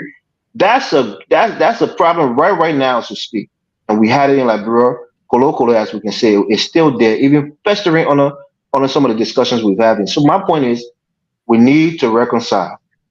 A few years ago, I would have been passionate. You know how I can be sometimes on the show, but right now I'm more reserved because my mind has expanded on the issue, and I can see, I can see both sides' argument, and I can agree with both because I think having a nation, especially during those days, and maintaining a nation was incredibly difficult. So we must give the quote unquote settler class for maintaining our country and giving us, and giving us what we have today.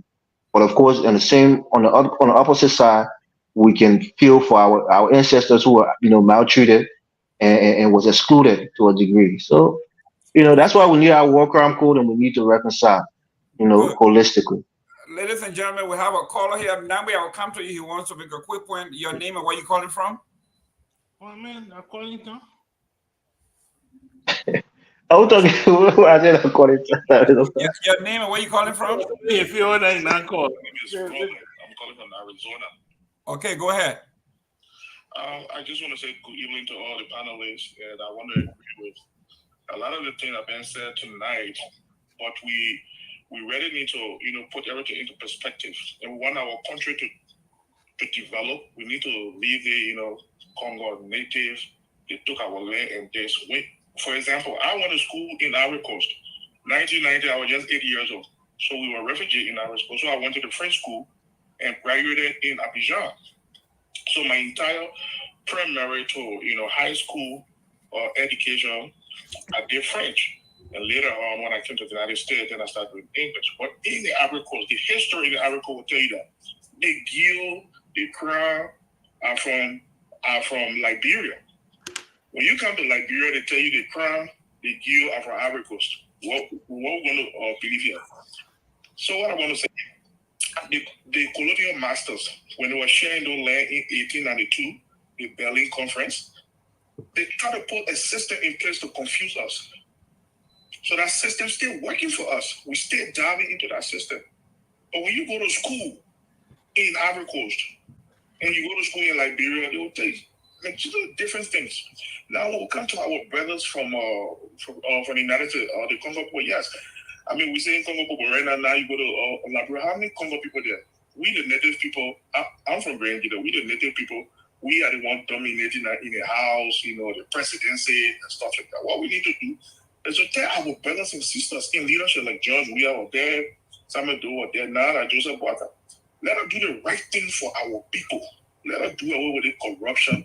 Let's try to build schools, you know, high schools, university in every county, you know, and bring our people together. Otherwise, I mean, we'll go back into our dark days because everybody now want to, secure their own interest. Look at these nice people on the platform, Mr. Nangbe. I mean, you listen to these guys and you say, but you guys can be ministers in Liberia and change your lives. Look at our young guy, Dr.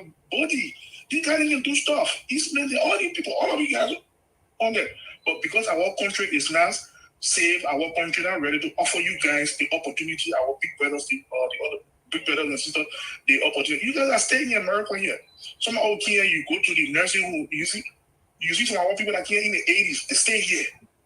I mean, we need to change that narrative of Congo native. We are all Liberians. When we travel in our passports, they say Republic of Liberia. They don't say Republic of Native or the Republic of Congo. Even though the history will be there, that's the facts. But we need to change things around like Rwanda. In Rwanda, when you go to Rwanda, you don't talk about Tutsi and Hutu anymore. You do that as a crime. You don't try to push the national unity and build our country. Thank you very much, Mr. Gamer, for the opportunity. Thank you very much. Can I respond quickly, or is there another caller? No, real quick. Yeah, go ahead, respond. Real quick. There are a couple of things I want to respond to. First of all, I want to disagree with what Mr. Morris said about government in America owning the land. That's not true, right? That's false. Right? That's the only way I can put it. Because if the U.S. Department of Agriculture published information about land ownership in the U.S., 60% of land in the U.S. owned privately, right? The government has 29%, and then states and local people government bought it from the government. No. Yeah. Mr. Eastman. Before there was a government, there were slave and land owners in America.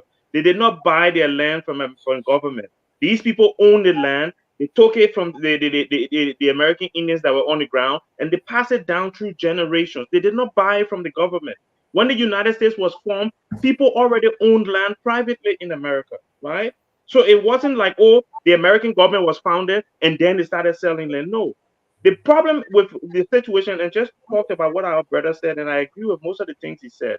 But if you look at South Africa today, right? You've had black leadership in South Africa for years. But economically, the country is still imbalanced in the favor of white South Africans.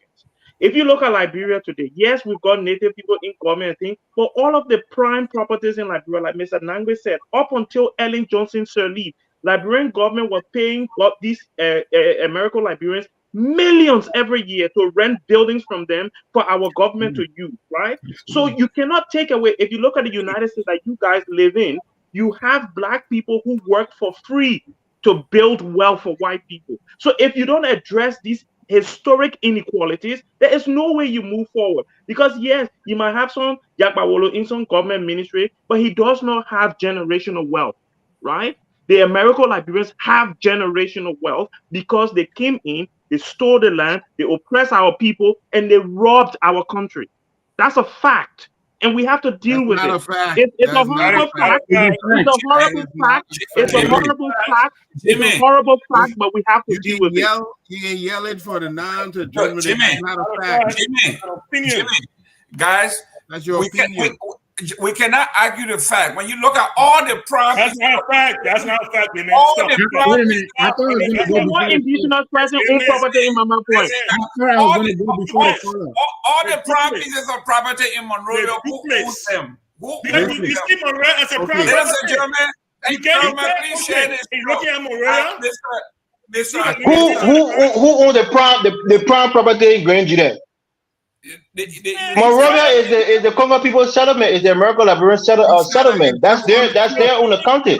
How can we dominate the county? On the coast. The most of Liberia is in the interior. Listen, So what are you guys, talking that's about? why we You don't know the history of Liberia very well because it was the Mama Basa people that owned Montserrat before the Americans Liberian came. So that's not their area.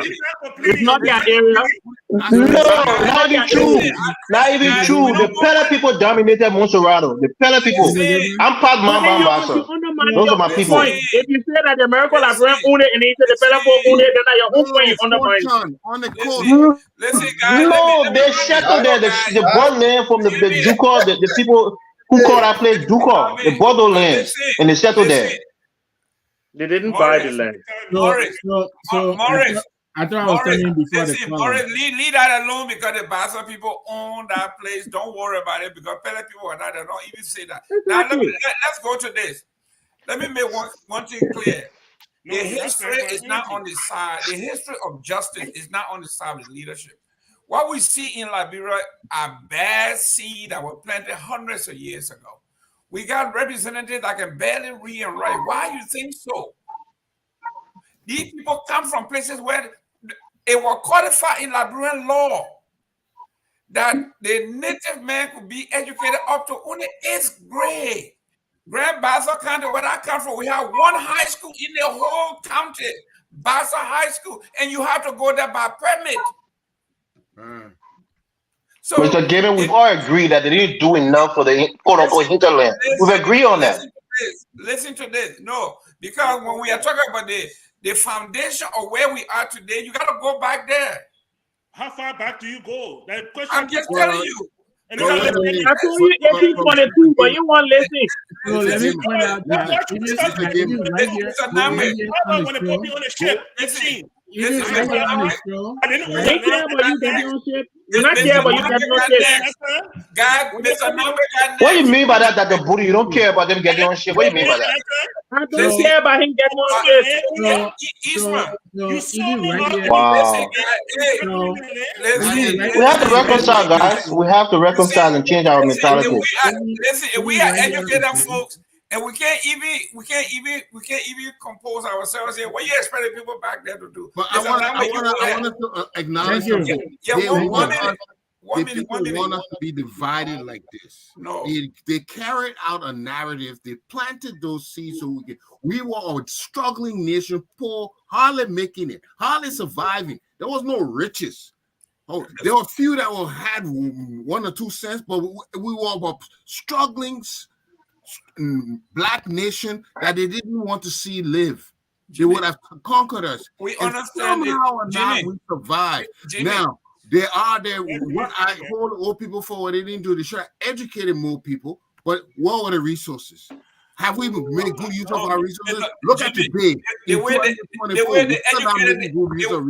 have enough resources, but they educated their own children. So we shouldn't. They educated their children, Mr. Eastman. Most of the kids went to the United States and got degrees in other countries.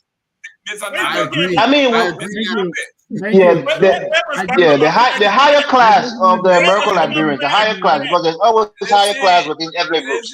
So the higher class of them educated their children. My church people went to school. So right here on the show. But church people were living with Cheeseman, right? He was living with Cheeseman. Chesson, okay, Chesson. There's a Chesson, I just not Cheeseman or Chesson. So right here on the show, give me crying. Even right here, the not give us chance to even talk. Even right here on the show, they taking away the whole show. Just listen to them. The Morris, the Padmo, the Eastman Towers. I'm not Congo. I'm a Bolivar crime, Bazaman. Now, let me tell you something. That Congo thing, I never grew up in it. Come on, man. You benefited from it. Don't come here. Look. Even in this country, Jimmy, even though there's white privilege, there are white people who are homeless in this country. That's right. So I understand what you're saying. We're not saying all of it. Look. Even my wife, every day, she tells me, I don't believe there's any more Congo and country people in Liberia. What we have is a class system. I believe you said that earlier. I think all of that thing about Congo and Native, I think is behind us now. Even though The vestiges are still here with us, and we're still feeling the effects. But I believe, look, I went to Condom. Most of my best friends are children of American Liberians. But what we have is a group of people now who have taken themselves, they know each other, they got the money. That's the cliques we have now. But back to the point that we were making earlier, right? What we have, I heard Mr. Evans saying, the native did not have education out of that, and that's a narrative that is upsetting a number of us, that they were socialists, they were not educated, and on and on. Even in this country, the president of this country doesn't have a doctorate degree. No. You don't need anything beyond a BSc to run a government. You're done. What we have in Liberia is lack of continuity. Everybody comes into government, they sweep all the technocrats. To learn the art of governance is a painstaking process that takes time. You can't learn it in 6 years. But what we have is every president comes in, they bring their agenda. Ellen had our agenda. We had a proper agenda. Now we have arrest and rescue, right?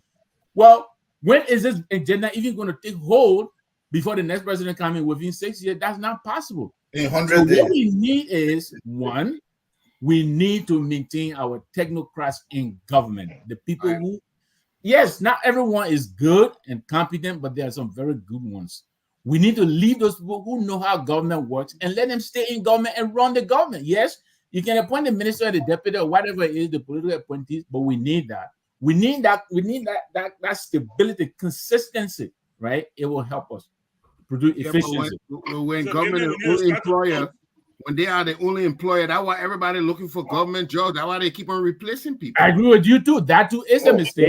Because the government then is supposed to create the environment for private investment, but that is not happening. But back before I quickly put it down, I honestly don't believe there is a Congo native existing in Liberia anymore. I believe we all here with friends. I believe we all here know each other. Yeah, some of the people who were on the show are in government now. Some of us will leave here and get in government.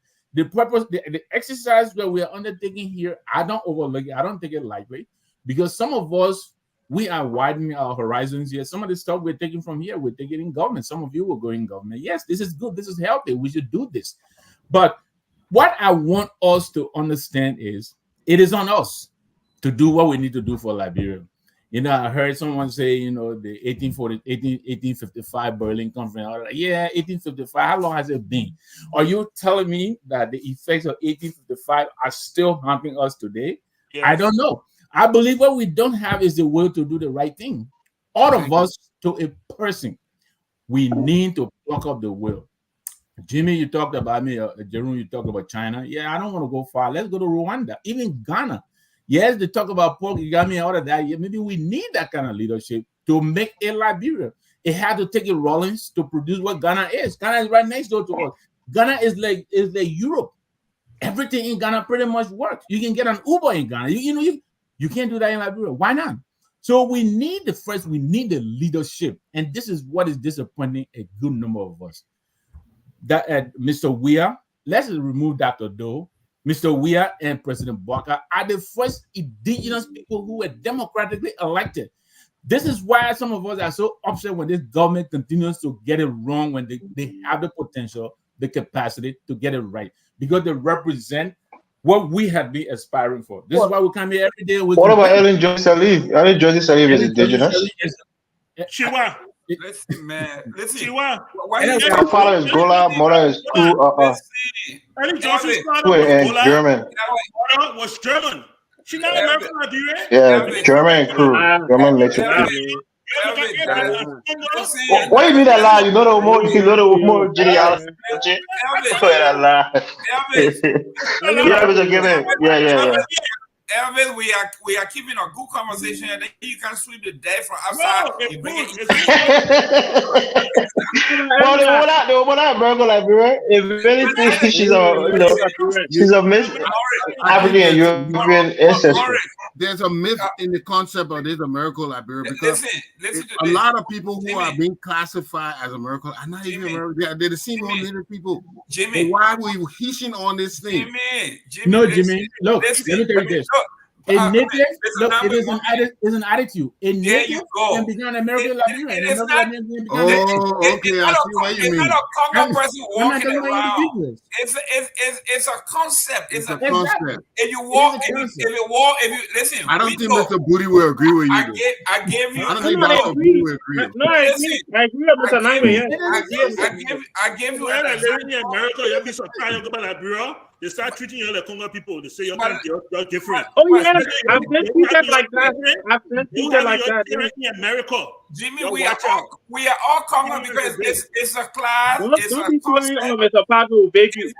If you, I said, and I told you when we just saw that kid from the interior, when you come to Monrovia or Buchanan, you go to school, so you go by you different. When you're different and you start doing things the other Hey, way, Congo man. there you go.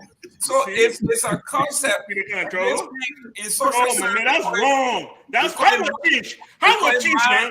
When we come with ourselves, nobody do different. When I'm not supposed to be cool like that. But listen, but Jimmy, Mr. Namwe and Dr. Boo, you guys, we got a 6 o'clock show, but let me tell you something real quick that somebody told me at the embassy. And what happened here on Focus on Liberia is scary, to be very frank with you. The lady said, we have trained Liberians, we take them from here, take them to the United States and train them. But when they come back to the JFK, it looks like everything just erased and back to status quo. It reminds me of my boy, I will call his name Mr. Coffee. Coffee was a financial expert on this show, talking about rule of law.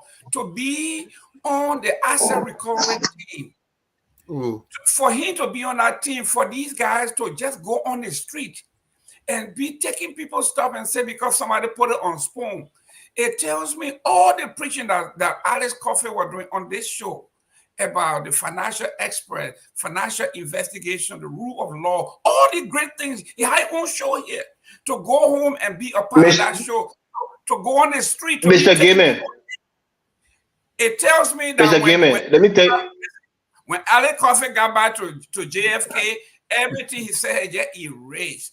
Yeah, go ahead. Mr. Gaiman, let me tell you this. If a doctor goes to the Harvard School of Medicine and he learns everything, becomes a heart surgeon, he become almost inept in terms of his limitation when he goes to JFK to do heart surgery. So it's not just the fact that you learn something, but when you don't have the equipment and the tools, or even the nurses who know how to properly give anesthesia and other things that requires you to do your job excellently, you become a quote unquote bad doctor. So it's not that these people don't know what they're doing. You're talking logistics. Hold on. Your environment. Look, your job. 1 second. Let me finish. Let me close.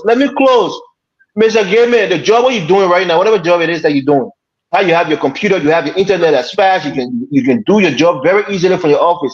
If you go to Liberia, you'll have a lot more trouble. Number one, the inconsistency of electricity is going to hinder the way you do your business. So where you are practicing your profession place, has a great effect on how well you can practice that profession. So don't criticize the people from America. Alex Coffey, if you're watching the United States, you have all the tools at his disposal to do his job at an optimal level compared to what he has in Liberia. We have to admit that fact. Let me tell you real quickly, right? I have a younger brother. Let me just say this. I have a younger brother who was in his past government. I have my best friend who was in his past government. I tell you, the two of them collided, right? And my friend who was, I don't want to say his name, who was a big man, he did some work for my brother and his firm. So his people put some money together and went and took it to my friend who is the big man, about $10,000. You understand me? And he told them, no, you don't. I'm just doing my job, so you don't need to do that. So my brother called me here and said, look, I was shocked. My people without telling me, this is what they want to do with their friend, but he told them no, it wasn't necessary. And so he returned the $10,000 back. That is the kind of attitude I believe that we need. I don't think we're talking about logistics and coffee. No, I'm not talking about attitude. I'm talking about the actual doing of the job, the equipment that you need to do the job, the physical equipment, not attitudes. Mr. Murray, No, but Mr. Gaynor is talking about attitude. Dr. Booty, the reason I disagree with him is if I was elected vice president of ULI on a Waluba, when we sent Waluba to Bamako to the conference, he took his resume.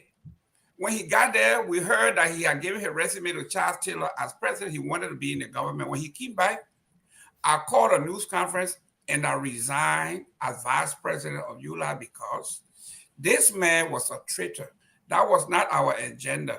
So if Alex Coffin belonged to a credible organization and the leader of that organization is a lawyer, and seeing him violating the Constitution of other people, he can resign or even come out and say, this is not how we operate. But to be sublime and be supportive of that means that he is part of the deal. Dr. Dubudi, go ahead, and then we start closing. To do the right thing. Yeah, the thing is, I agree with you 100% because the thing is, and I think Mr. Nangwe touched on it, you are talking about attitude, right? It's not the fact that they don't have the tools. And I think maybe Mr. Morris is conflicted, in terms of tools and attitude, because you're talking about attitude, that they come here, they're educated, they go back to Liberia, because we're not talking, when you say a medical doctor, we agree, JFK don't have the equipment. So the person can perform a surgery that the equipment does not allow them to perform. However, when it comes to the rule of law, it on paper, right? That one and that equipment being on paper. You just need to read the paper and apply it correctly. All of us on here said last week and the week before that look, these guys are legitimate, but the way that they're approaching the thing is not legal. They should do an investigation. They should go to court. They should identify the property. They should get a warrant from the court and then go and collect the thing. That one you need machine for it. That attitude. Then that machine work there. So you cannot use the analogy of a medical doctor lacking the equipment to someone having the wrong attitude. Great. We'll do the closing because 6 o'clock, the pile people coming on here with their stuff. And Victor Nambe, political analyst, is one of those that will be on. Closing, Mr. Padmo, we'll start with you. No, I won't be last. Well, I'm gonna be the first. No, you have to go first. Okay. Because you come here,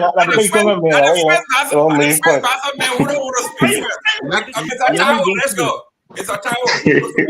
Oh, the Congo man took my spot. I will not let him take my spot. I would never do. Right? Let me go first. No. You're not coming up. You're not junkies there. You're not junkies there. You can't. Oh, Bob Gray. But look, guys, look at what happened here. Yes, as we are saying, there is no actual Congo people actually existing in reality, right? But the concept of it is still there. So, like when Mr.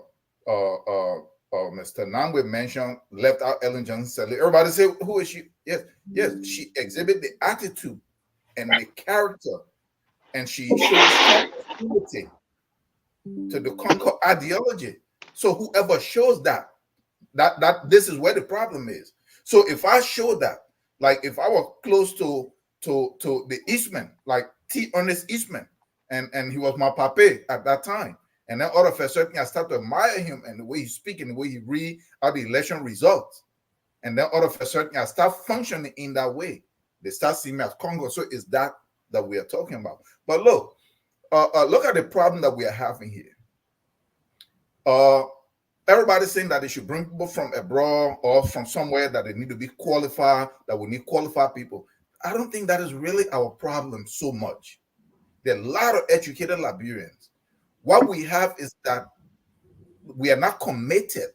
We lack what you would call Liberia center thought process and ideological people, right? So everybody, Ellen Johnson said the government, there were so many technocrats. But what happened? In the first place, when they want to go there, nobody wants to really go for service. They want $40,000, $50,000 a month.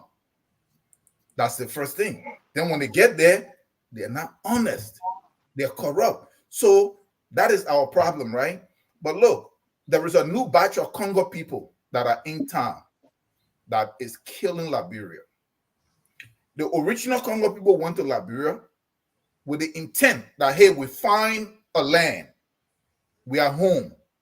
Let's say they committed all the corruption, right? They were building factories. Whether it was 4% that were using it, but there were factories, right? There were industries, there was stuff, right? Then the native people children, as you refer to it, had the chance for them to travel here through war and everything else. They're the new batch of Congo. I want us to pay attention to this and let this be a topic on the show, please. They're not going back. They're going back now at this new elite. They've been in power for 18 years. And they're not in power. Most of them in this government. But guess what? They're not going as the old Congo people who were saying we found a home for them to make money investing in Liberia. They're pulling it out. This must be addressed. The new Congo group, which is the so-called elites, which is me and you that are saying we know this, we want to Harvard, want to Yale, want to this one, we're going back. Then we'll go back. We have no commitment to the country. The original Congo people had at least some commitment to the land. They were building industries. They were investing. If they stole money, if they made money, they were putting it in the country. Whether they control it, yes. But these new groups are removing it. They're removing it from the country. They make money. They have mortgage and they leave all their family here. The moment that job is over, they run, they come back, they wait for the next government, they go back. Good. This must be challenged, and we must discuss this, and we must bring this to light. Please. Congo boy from Basa. Yeah. You see, I come back out. The member River says not Basa. My man River said our Basa. What's your problem? Go ahead, man. Number 3. Don't listen to this crime, man. You crime, man. You don't know nothing about Basa. Go ahead, Isma. I'm out Basa, my man, my man. I like some of the things. Everybody Basa. Yeah, go ahead. I like some of the things Tawa was saying, Let's identify the negative aspects of people that have oppressed us. That is selfishness, okay? They want for self. Greed, they want a guy not enough for them. They want yours, they want my own and all. And you will notice that political patronage, nepotism, those are the things we need to identify. So no matter who becomes leader, we say, no. This thing here, we have seen it before. It leads to corruption. We don't want it. It doesn't matter who is doing it. I don't think not one of the tribes in Liberia are bad or wicked.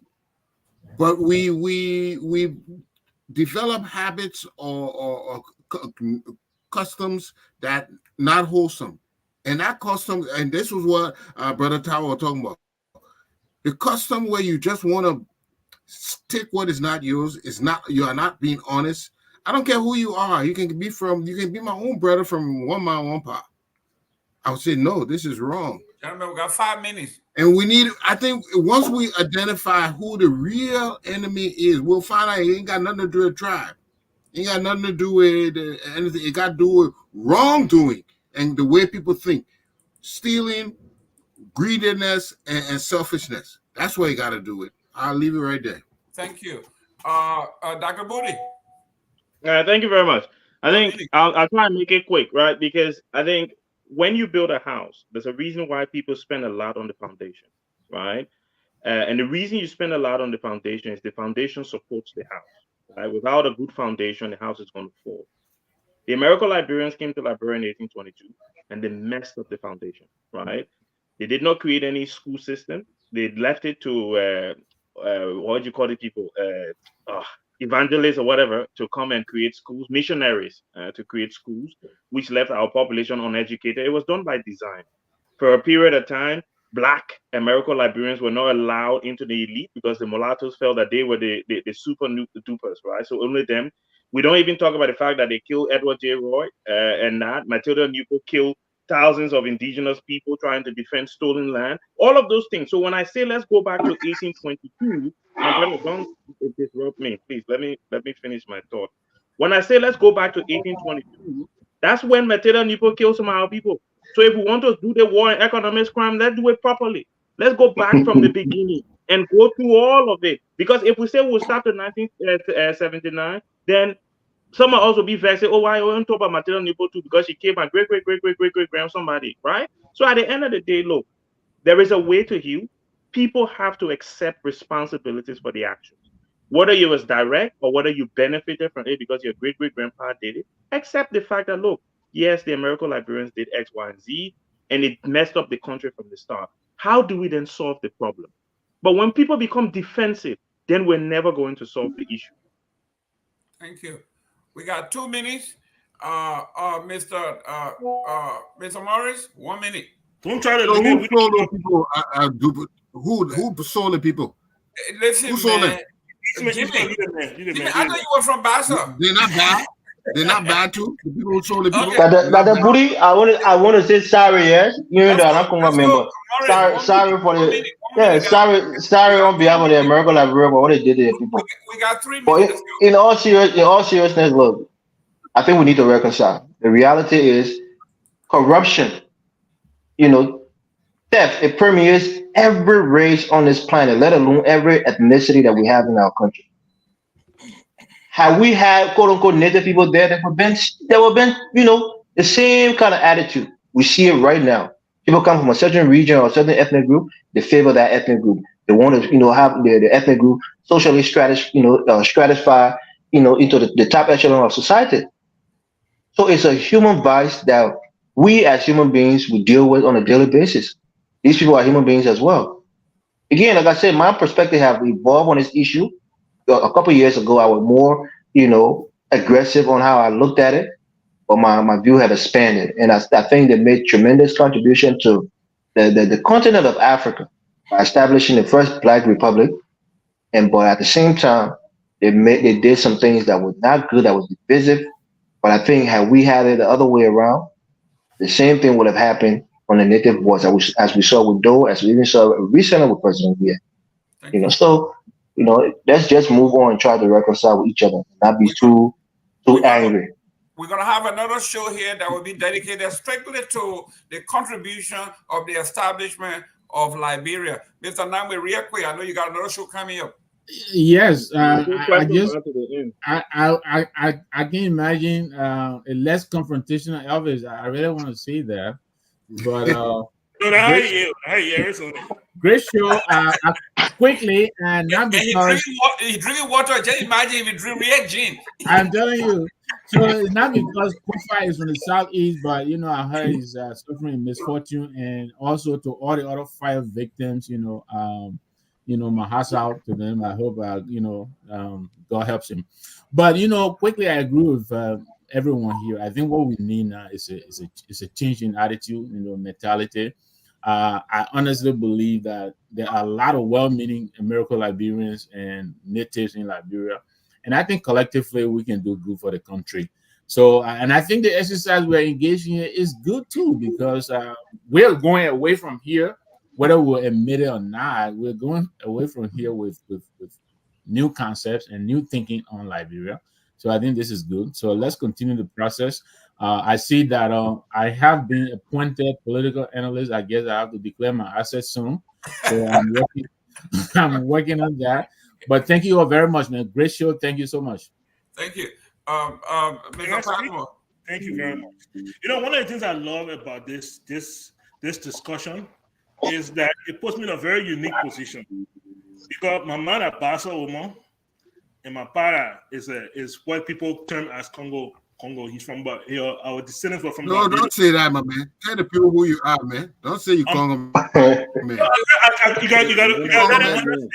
Let me finish. Being a Congo man is not a bad thing. That's nothing derogatory about it. No, but nobody Congo man. Nobody Congo man. That is whole thing. Jimmy. Okay, thank you very much. So let me finish up. So I love this conversation because it speaks to both of my roots. And so when I argue, I can argue on both sides very passionately. That one will probably be talking to me. It can be funny to me because I can argue on both sides and people agree with me one day, and then the next day they disagree with me. But the fact of the matter is that, look, we have a lot. the so-called indigenous natives have been in control of Liberia for 40-something years. There's no excuse why we're poor. There's no excuse why we're still struggling. There's no excuse to that. Besides the fact that